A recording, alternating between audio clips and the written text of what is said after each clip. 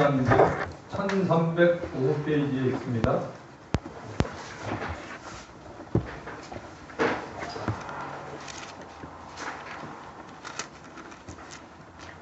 3장 16절부터 19절까지 1353장 16절부터 19절까지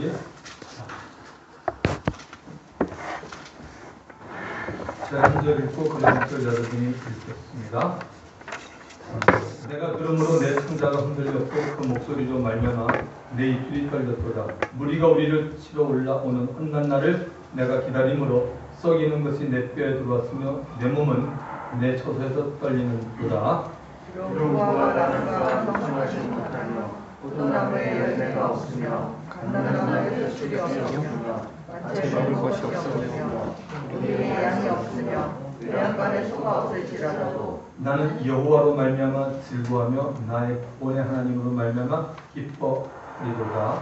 주 여호와는 나의 힘이시라. 나의 말을 사슴과 같게 하사 나를 나의 높은 곳으로 다니게 하시리로다. 이 노래는 지혜하는 사람을 위하여 내 죽음에 맞춘 것이니라. 오늘은 그 감사하는 자의 삶이라는 제목으로 말씀을 전합니다. 사랑하는 성도 여러분, 하박국 선지자가 기록한 말씀을 통해서 왜 우리들이 감사의 삶을 살아가는지에 대해서 한번 알아보기를 원합니다. 성령께서 저와 여러분의 마음을 열어주셔서 말씀을 깨닫게 해주시기를 기대합니다. 말씀을 들으며 우리들의 삶에 다시 감사가 넘쳐나기를 예수님의 이름으로 축원합니다.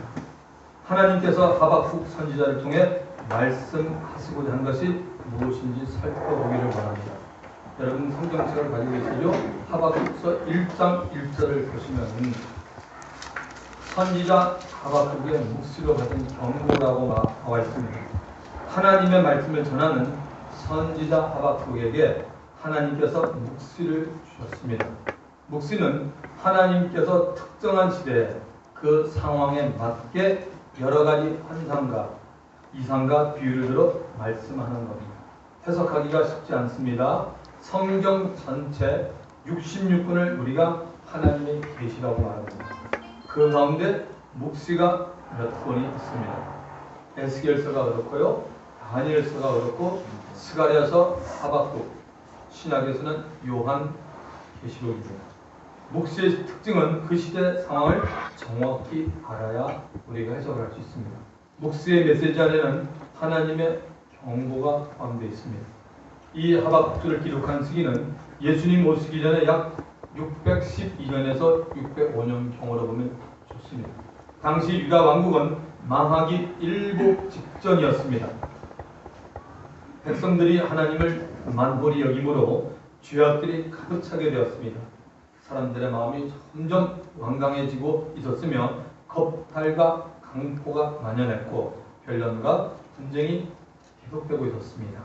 이런 상황 속에 있었던 선지자 하박국의 마음에 하나님에게 물어보고 싶은 의문이 생겨납니다. 이런 상황에서도 오히려 악을 행하는 사람들이 잘 살고 있었습니다. 하나님께서 살아계신데 어떻게 해서 하나님의 거룩한 공의가 시행되지 않고 있습니까? 이렇게 내버려두면 하나님의 말씀의 권위가 떨어집니다라고 질문합니다. 선지자 하박국의 질문에 하나님께서 이렇게 대답해 주십니다. 하박국서 1장 5절부터 6절에 보시면 여호와께서 이러시되 너희는 여러 나라를 보고 또 보고 놀라고 또 놀랄지어다. 너희의 생전에 내가 한 가지 일을 행할 것이라. 누가 너희에게 말할지라도 너희가 믿지 아니하리라. 보라, 내가 사납고 성급한 백성, 곧 땅이 넓은 곳으로 다니며 자기의 소유 아닌 거처들을 점령하는 갈대아 사람을 일으켰느니. 하나님께서 갈대아 사람인 바벨론 사람을 이스라엘 백성을 징계하는 도구로 사용하시겠다고 했습니다.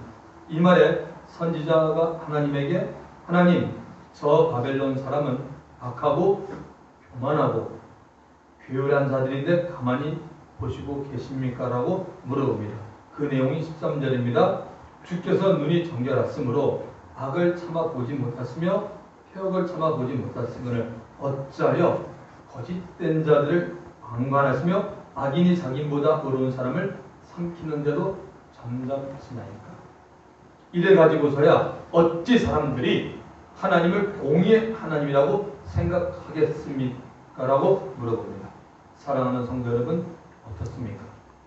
여러분들은 하박국 선지자와 동일한 생각을 해보신 적이 계십니까? 저는 여러 번 있습니다. 너무나 뜻밖의 일을 당하고 뒤에서 비난하고 욕을 하는 광경을 목격했을 때입니다. 또 어떻게 해서든지 저를 넘어뜨리려고 하는 사람들을 볼 때 하박국 선지자 같은 마음이 듭니다. 그러다가 다시 한번 냉철하게 생각을 해봅니다. 하나님께서 더 큰 복을 주기 위해서 나를 연단시키고 있구나라는 생각을 하게 됩니다. 그리고 나 자신을 돌아볼 수 있는 기회를 주셨으며 오히려 감사를 드리게 됩니다. 하박국의 질문에 하나님께서 이렇게 답변합니다. 유명한 말씀입니다. 하박국서 2장 2절부터 3절입니다. 여호와께서 내게 대답하여 이르시되 너는 이 묵시를 기록하여 판에 명백히 새기되 달려가면서도 읽을 수 있게 하라. 이 묵시는 정한 때가 있나니 그 종말이 속히 이르겠고 결코 거짓되지 아니하리라. 비록 더딜지라도 기다리라. 지체되지 않고 반드시 응하리라. 하나님의 묵시가 정한 때가 있다는 것. 더디고 지체되는 것 같이 보이지만 종말이 반드시 온다는 것입니다. 하나님의 말씀은 진리이므로 절대로 거짓되지 않습니다. 역사 속에서 이스라엘을 징계하는 도구로 사용됐던 바벨론은 하나님 보기에 더 이상 필요가 없게 되었습니다. 바벨론 제국은 역사 속에서 사라졌습니다. 그러나 하나님이 택한 이스라엘은 여전히 남아있습니다. 저와 여러분들이 하나님을 기쁘시게 해드리면 우리들을 괴롭히는 모든 대적은 한 길로 왔다가 7길로 쫓겨나게 됩니다. 믿으시면 아멘 하시기 바랍니다. 언젠가는 우리가 바둥거리며 살고 있는 지구의 종말도 찾아옵니다. 그 전에 예수님께서 재림하십니다. 우리 모두가 다 기름을 준비하고 있는 슬기로운 다섯 처녀들이 되기를 주 이름으로 축원합니다. 자, 본문 3장 16절 오늘 우리가 읽은 부분을 보겠습니다. 내가 들었으므로 내 창자가 흔들렸고 그 목소리로 말미암아 내 입술이 떨렸도다. 무리가 우리를 치러 올라오는 환난 날을 내가 기다림으로 썩이는 것이 내 뼈에 들어왔으며 내 몸은 내 젖에서 떨리는도다. 여러분 혹시 좀 오래된 영화인데요. 쉰들러 리스트라는 영화를 본 적이 있습니까? 약 600만의 유대인들이 독일군에게 비참하게 죽습니다. 사람을 죽이는 방법도 그 영화에 보면 아주 다양하게 나옵니다. 이 영화를 보면서 우리는 공포를 느낍니다. 또한 죽어가는 사람들의 모습이 나옵니다. 거의가 다 두려움에 떨고 있습니다. 그야말로 하나님이 택한 유대인들이 전부 멸망을 하는 것 같습니다. 왜 유대인들이 어마어마한 살육을 당하였는지는 정확히는 모릅니다. 히틀러가 유대인을 무지하게 싫어해서 그랬다는 말도 있습니다. 또한 유대인들의 선민의식이 너무나 강해 이방 사람들을 얕잡아 보았기에 이방 나라인 독일에게 망신을 당했다는 얘기도 있습니다. 어떤 분들은 유대인들이 하나님의 아들 예수 그리스도를 죽였기에 하나님께서 그에 대한 심판으로 히틀러를 사용하셨다고 말하는 분도 있습니다. 분명한 이유는 하나님만이 알고 있습니다. God knows everything. 하나님께서 허락을 하신 겁니다.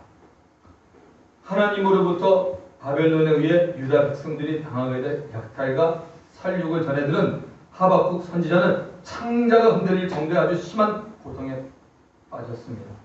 또 심판을 선언하시는 하나님의 음성을 듣고 슬픔과 놀람으로 입술이 떨려서 아무 말을 못합니다. 바벨론의 군대가 유다 백성을 공격하기 위해서 올라오는 날을 기다리고 있는 하박국 자신은 극도의 공포와 두려움에 사로잡혀 자신의 몸을 가누질 못할 정도의 상태에 이릅니다. 지금 하박국 선지자가 보는 유다는 절망이었습니다. 어디 한 군데도 하나님의 심판을 피할 수 있는 돌파구가 전혀 없었습니다. 하나님께서 아브라함을 일방적으로 택하시고 아브라함을 통해서 히브리 민족을 만들어 주셨습니다. 후에 히브리 민족은 야곱에 의해서 이스라엘이라는 이름으로 바뀌게 됩니다. 모세의 손을 통해 애굽에서 가나안으로 이주한 이스라엘 민족은 되도록 약속의 땅 가나안 팔레스타인에 살게 되었습니다. 지금도 거기에 살고 있습니다. 이들에게 하나님이 약속을 주었습니다. 복과 저주에 관한 것입니다. 복 중에서 가장 큰 복은 이 땅에 메시아 즉 그리스도를 보내겠다는 약속입니다. 2000년 전에 하나님의 아들 예수께서 육신의 몸을 입으시고 오셔서 그리스도가 이루어야 될 모든 일들 하나도 빠짐없이 이루어 주셨습니다. 그리스도는 십자가를 지시고 피를 흘리시고 죽음을 경험하시고 죽은 자 가운데서 살아나야 될 것으로 기록되어 있는데 예수께서 다 이루어 주심으로 예수님이 그리스도임이 만천하에 알려진 것입니다. 그러므로 우리 믿는 자들은 예수님을 예수 그리스도, 그리스도 예수, 예수 그리스도라고 하는 것입니다. 우리는 예수님을 주는 그리스도시요 살아계신 하나님의 아들이라고 고백하는 자입니다. 이 신앙 고백을 하는 자를 교회라고 말합니다. 교회는 건물이 아닙니다. 건물은 그냥 교회당 예배당입니다. 에클레시아, 세상에서 예수 안으로 들어온 자입니다.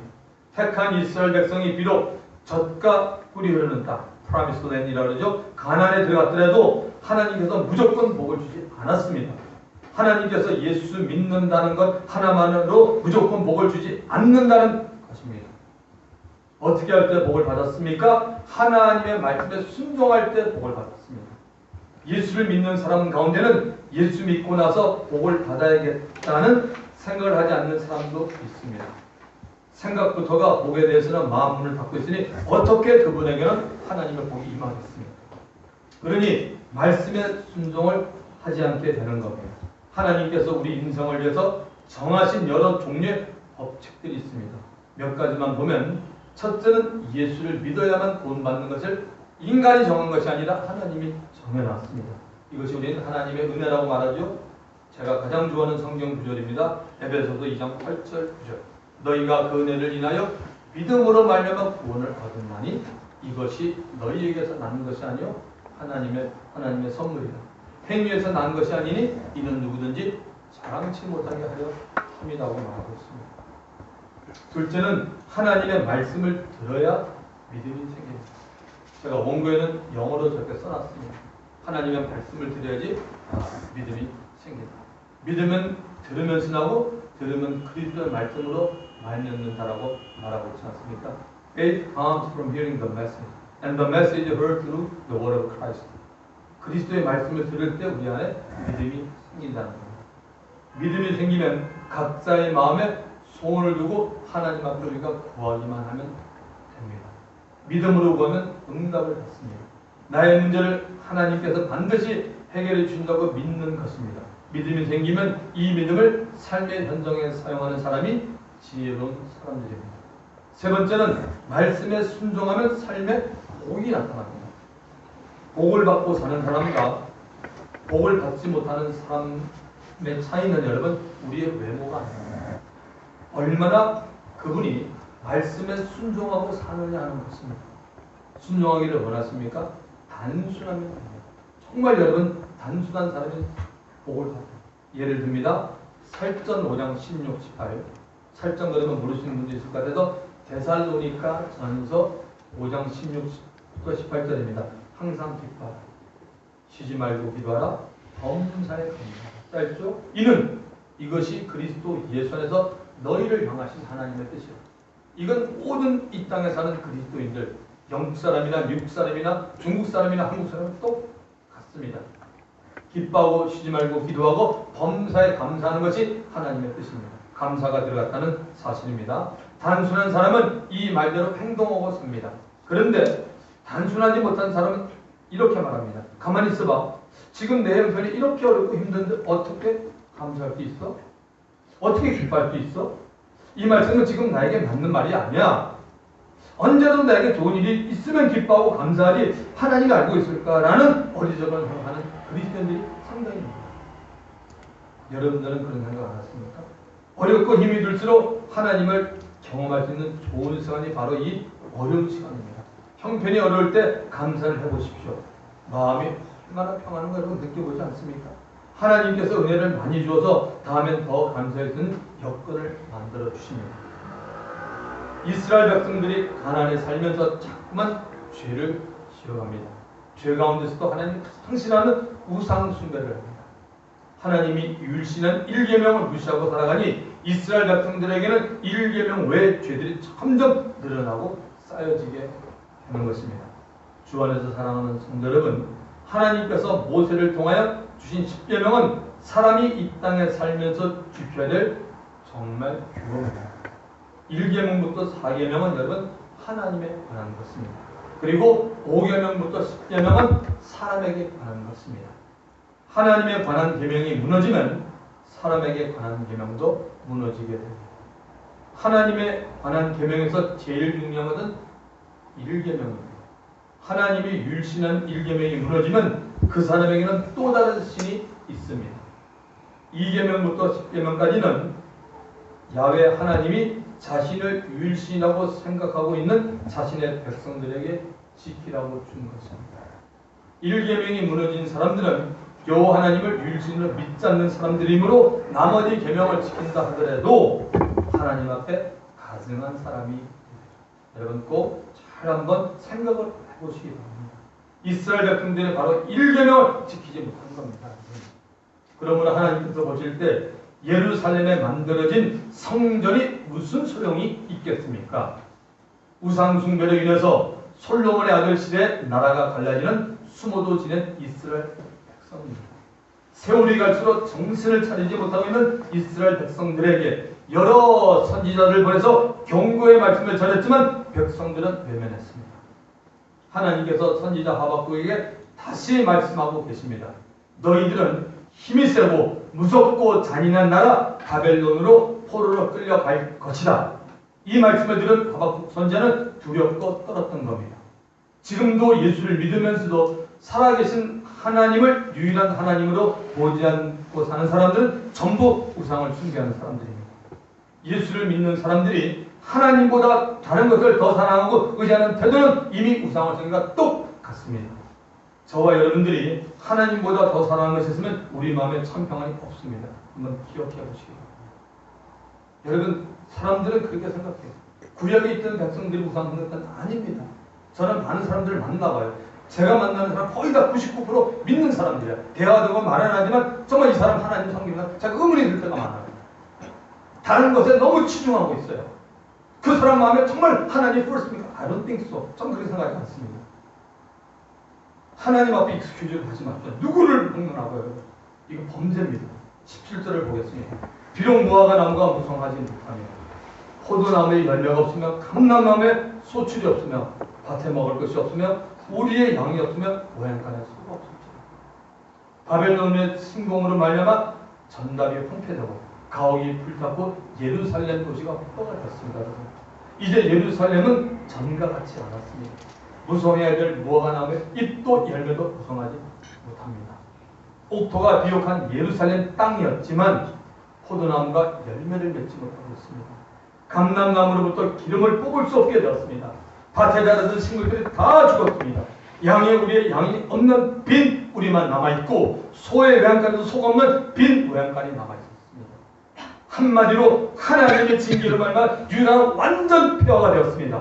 누가 이러한 상황에서 여러분 감사를 할 수 있겠습니까? 바로 하박국 선지자였습니다. 감사의 내용이 뭡니까? 18절에 나옵니다. 나는 여호와로 말미암아 즐거워하며 나의 구원의 하나님으로 말미암아 기뻐하려는 엄청난 고백을 하고 있는 것입니다. 그는 진실로 하나님이 어떤 분인지 알았기에 감사를 할 수 있습니다. 감사의 내용은 두 가지입니다. 여호와로 인하여 즐거웠습니다. 이 말은 자신의 삶의 근원이 하나님이라는 겁니다. 사랑하는 성도 여러분, 여러분의 삶의 근원이 하나님 아버지가 되기를 주 이름으로 축원합니다. 그저 하나님을 생각하면 즐겁다는 겁니다. 하나님 없이는 단 하루도, 단 한 시간도, 단 1분도 인생에 의미가 없다는 고백입니다. 여러분, 자신이 어떤 모습이 되더라도 하나님은 나의 하나님이라는 겁니다. 하나님을 진정으로 사랑하고 있는 사람의 고백입니다. 나의 생에 하나님으로 인하여 복이 오거나 오지 않거나 상관없이 하나님을 사랑한다는 거예요. 왜입니까? 이스라엘의 여호와 하나님이 나의 하나님이요 아버지가 되었기 때문이라는 것입니다. 그렇다면 우리도 이렇게 자신에게 물어보아야 합니다. 나도 하박국 선지자와 같은 상황에서 감사를 할 수 있을까? 하나님을 인하여 즐거워할 수 있을까? 답은 나도 하박국 선지자처럼 하나님이 정말 어떤 분인지 잘 알면 된다는 것입니다.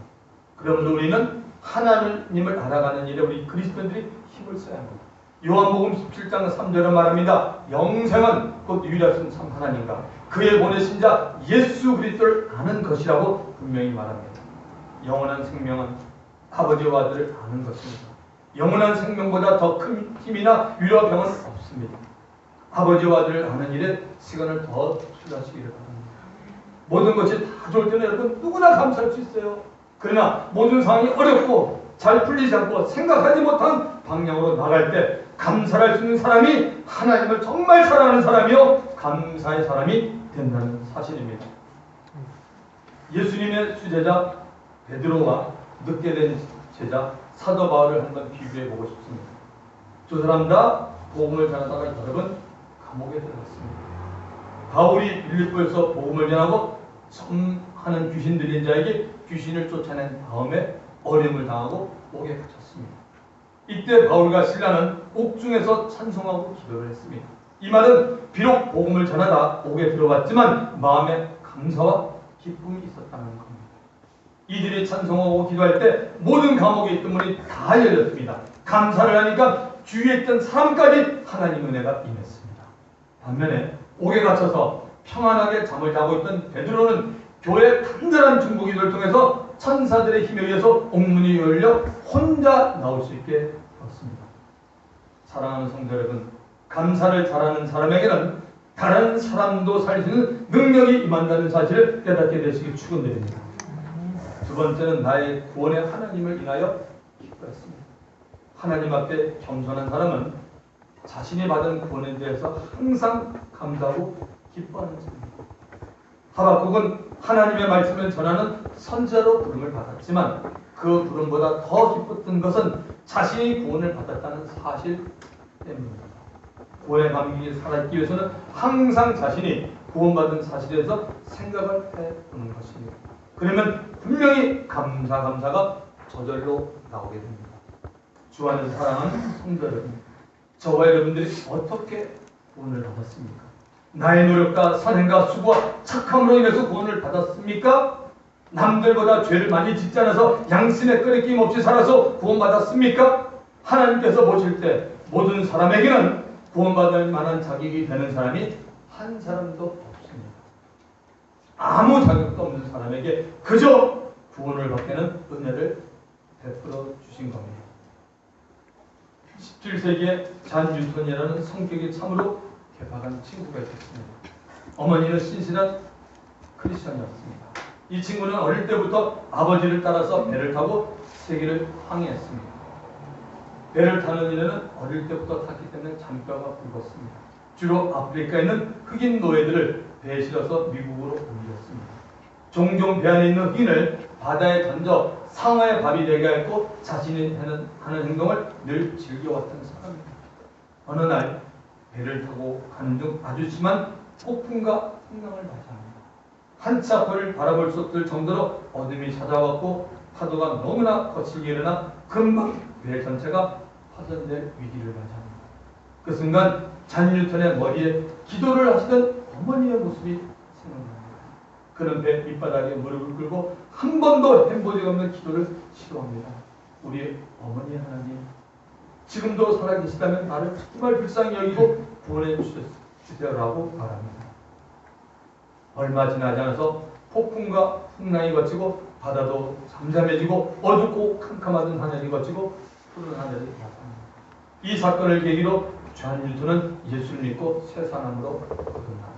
그는 평생에 놀란 하나님의 은혜를 잊을 수 없어서 찬송시를 만들었습니다. 그 찬송이 바로 가장 유명한 Amazing Grace, 나 같은 죄인 살리신 그 찬송입니다. 구원의 감격을 유지하는 일은 여러분 대단히 중요합니다. 구원의 감격이 있을 때 우리 안에 예수 그리스도의 십자가의 대속의 은혜가 넘치게 됩니다. 십자가의 은혜가 넘치면 성령께서 늘 주님께 감사하는 마음을 주십니다. 우리는 매 추수감사절 예배를 드립니다. 작년에도 여러분 이맘때 여러분이 섬겼던 교회에서 여러분 예배를 드렸습니다. 주님 오시는 날까지 혹은 우리 각자의 생애를 마치는 날까지 얼마나 많은 감사절이 남아있는지는 알 수 없습니다. 호흡이 있는 동안 마음껏 하나님을 찬양하시고 마음껏 감사할 수 있는 저와 여러분 한 분 한 분이 되기를 예수님의 이름으로 부탁을 드립니다. 우리 이 시간 말씀을 기억하면서 하나님 오늘 저에게 이런 말씀을 주셨습니다. 말씀을 하면서 우리 주님 한 분 부르고 한 1분 통성이 됩니다. 주여